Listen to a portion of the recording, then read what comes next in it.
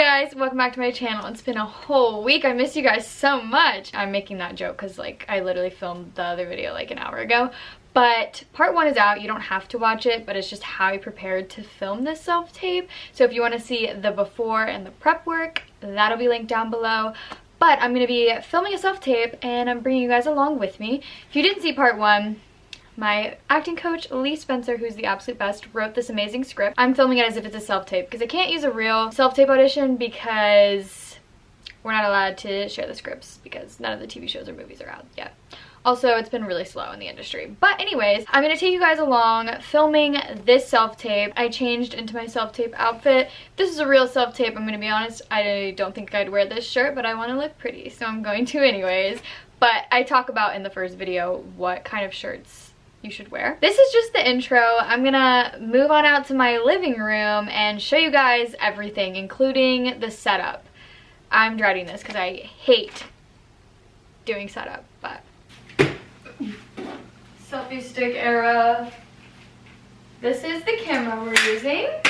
It's legit the exact same as the one recording right now. And then I use these box lights.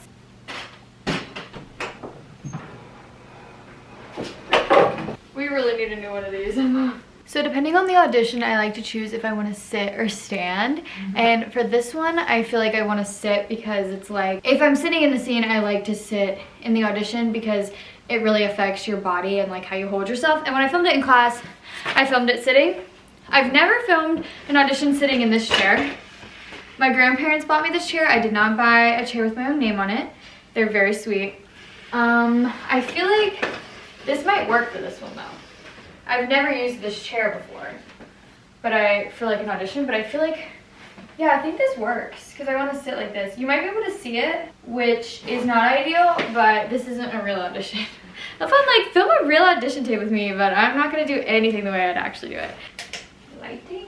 We've got this backdrop, which you can get on Amazon, the camera, and then our box lights. This looks really bad, but do not see all of this equipment and think that's what you need. All you need is a blank backdrop, which could be a blank wall, decent lighting. You can get these box lights on Amazon and then use your phone with a tripod. I just have all of this because I have a YouTube channel and I've just slowly collected more and more self-tape stuff. So do not let this discourage you, but it is nice to have. I've decided I'm sitting. My sister is going to be my off-camera reader.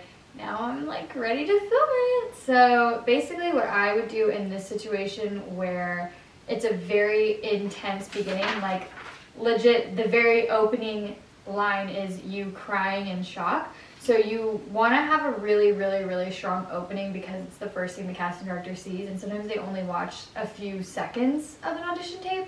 So you want to draw them in from the beginning. So you need to be at the height of your emotion at the very beginning. So that's gonna take some warming up. It's a good thing you have the first line because if you didn't, you'd have to like kind of signal to your reader when you're ready, but because you have the first line, you can let yourself take as much time as you need to get to that emotional state and then you go right into it. I'd have my sister start recording and I would just take the time I need to get to the height of my emotional ability to go into the scene.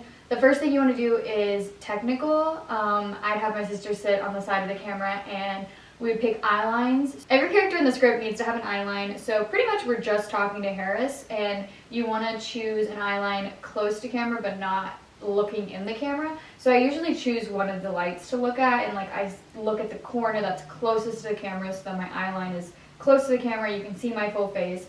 So I'm gonna look here for Harris, and then there is at one point when Harris walks away, and that's when you have the look on your face that's really important, the ending look, which we talked about in the first part. So in class we had someone walk so that we could follow that eye line, but what I would do is you're looking down, you're crying, and then kind of just look as if you're looking off, like as if you're watching someone walk off.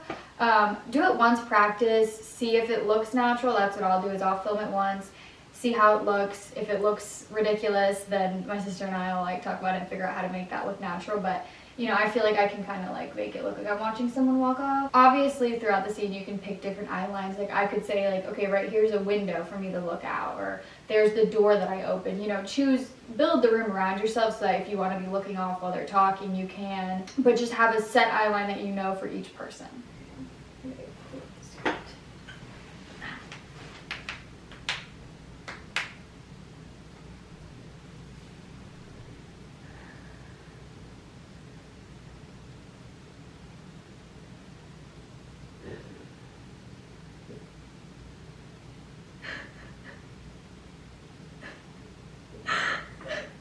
had an appointment. She had an appointment. The man in the raincoat? But I don't know if he was here, maybe. I had a good opening too. It's okay.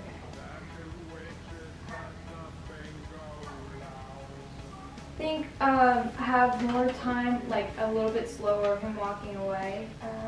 Or should I just look down and then like look up like he walked off? Yeah. Is that fine?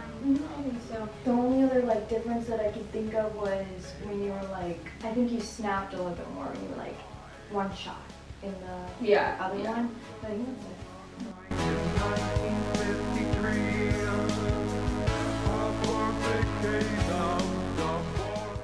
That's a wrap. Hopefully you guys enjoyed this video. That was terrible. It was so hard recreating a scene I've already done and like was proud of. It's really hard to recreate that, but we did our best. So I hope you guys enjoyed that. I hope that this was helpful. I'll insert like the scene, the finished scene. Hopefully there's one I like, but I hope that that kind of helps you guys get a better idea of what, you know, goes into a self-tape and like kind of steps that you should take if you do get a self-tape. I'll see you guys next week, and I appreciate your support and I'm proud of every single one of you.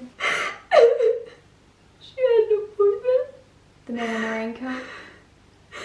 I don't know, but he rang the bell and Hannah said that was him. I opened the door. Okay, it's okay. Let me just make sure I got everything and then we'll get you somewhere safe for tonight, okay? I have somewhere to stay. Oh, well, I don't make that decision, but, okay, so you live here with your grandmother, just you two. Parents have passed, correct? You hear the bell ring and you let this man in a raincoat into the home. Your Nana asked you to go upstairs and let them have their meeting/appointment. All this correct? Yes. And the only thing you remember about him was this long raincoat, no name, facial characteristics? That's all. I'm sorry. And you were upstairs when you heard the shot? He was here maybe 5 minutes. And that's when they started shouting. And then I heard the first shot. First shot? The shot. What? Was there more than one? Listen, I meant the shot, okay? I was terrified. I thought maybe he was gonna come after me.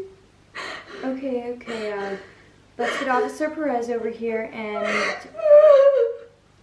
Okay.